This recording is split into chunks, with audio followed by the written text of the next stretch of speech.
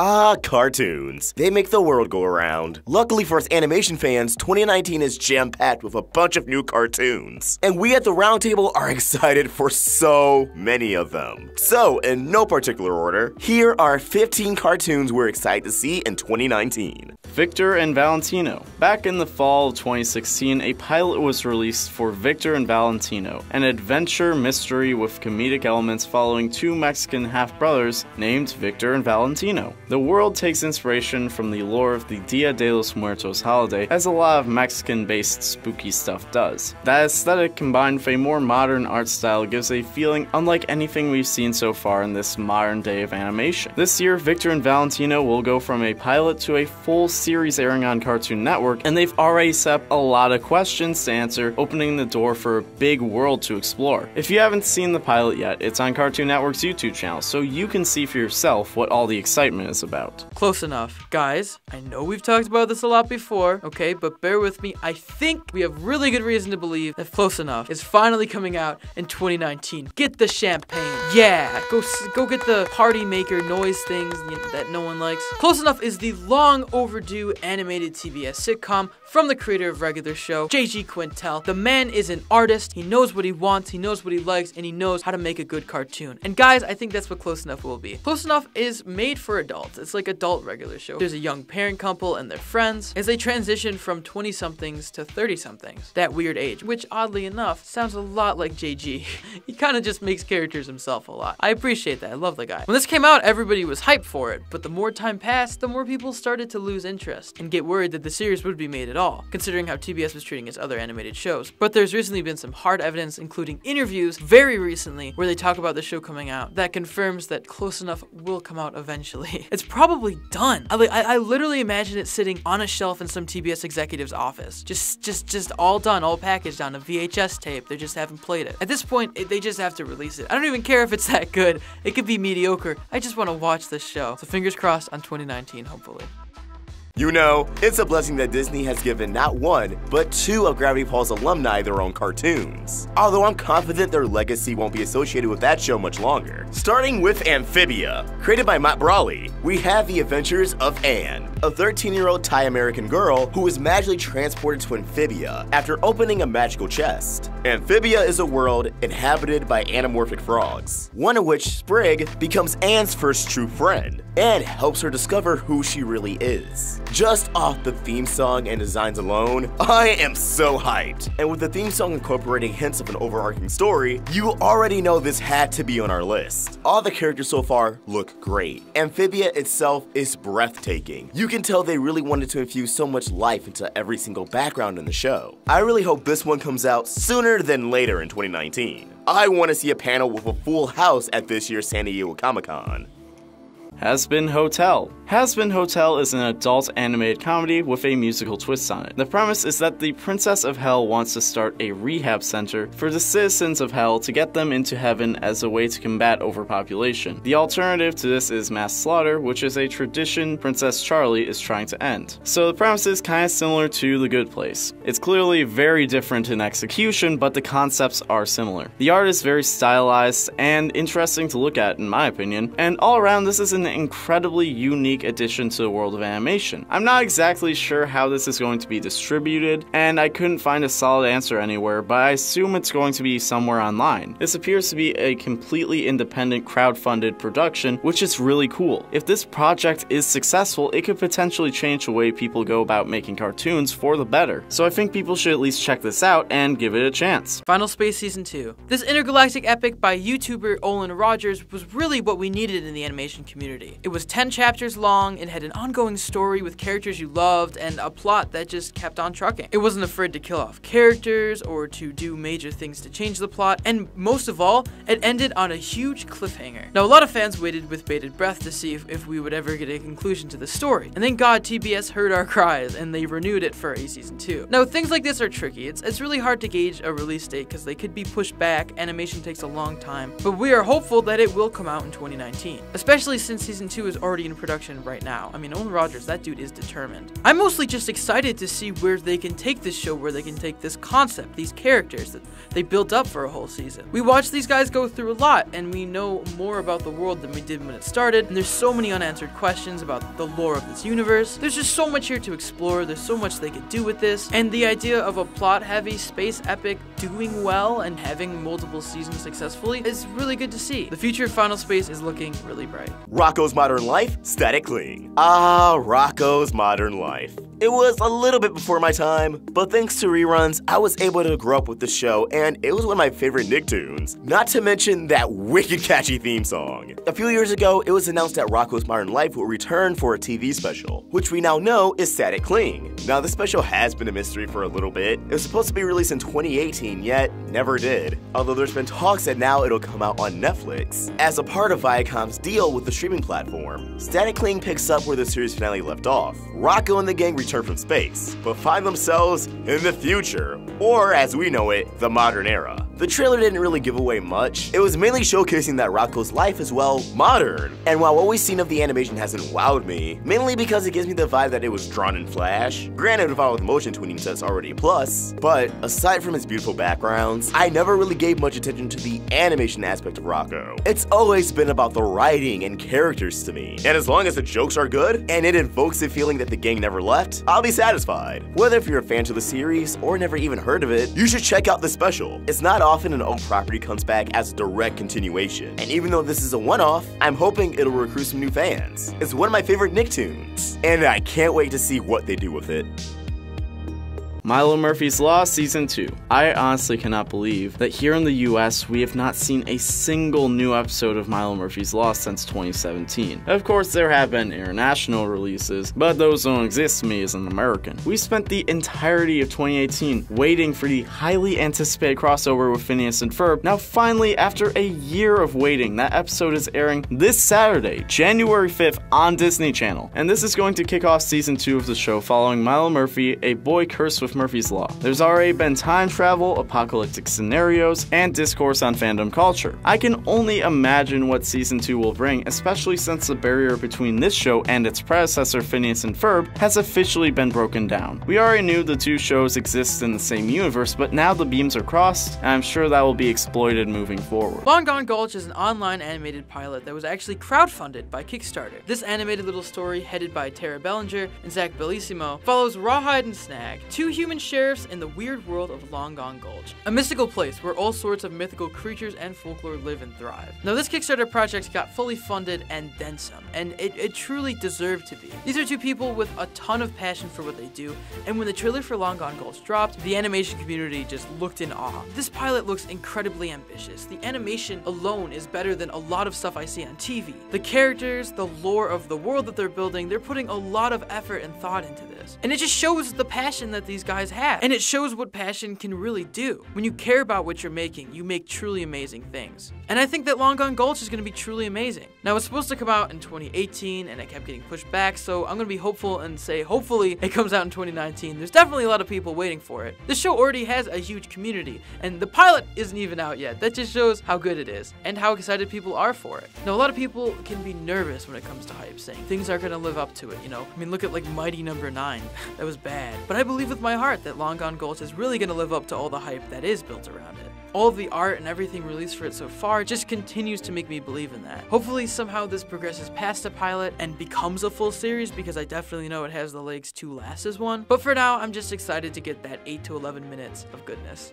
12 Forever. Man, oh man. Just like Infinity Train, the wait for this show has been long. Debuting online in 2015, 12 Forever was originally a Cartoon Network pilot, yet it seems like they took a pass on it, and that's where Netflix came in to scoop it up. The series follows Reggie, a 12-year-old middle schooler whose imagination is so big, it's its own world that she can access with a key. Now, we don't know how much of this show will be different from its pilot. For example, the press release references Todd and Esther as her friends, one of which we can assume is the Purple Shane. Shane being a character from the pilot. I mean, they look identical. So either Shane was renamed, and much like Reggie, has powers inside this fantasy world, or he was retooled into a different character entirely. We do know, however, the fabulous antagonist Butt Witch, voiced by Matt Berry will remain as hopefully a prominent force in the series proper. This is a show I've been yearning for. In a world where it feels like most cartoons only have the same 3 art styles, it immediately distinguishes itself as a breath of fresh air. And if the full series is anything like the pilot, it should have a bumping soundtrack. Being on Netflix is also a very good thing, as it seems as if Netflix actually favors shows that have an ongoing story, so every episode entices viewers to click on the next one. Good old binge culture. In an era where it feels as if every other cartoon has an overarching story, being on Netflix is probably the safe haven for those sort of shows. So I'm glad this show is alive, I'm glad it has a good home, and I can't wait to dive into it.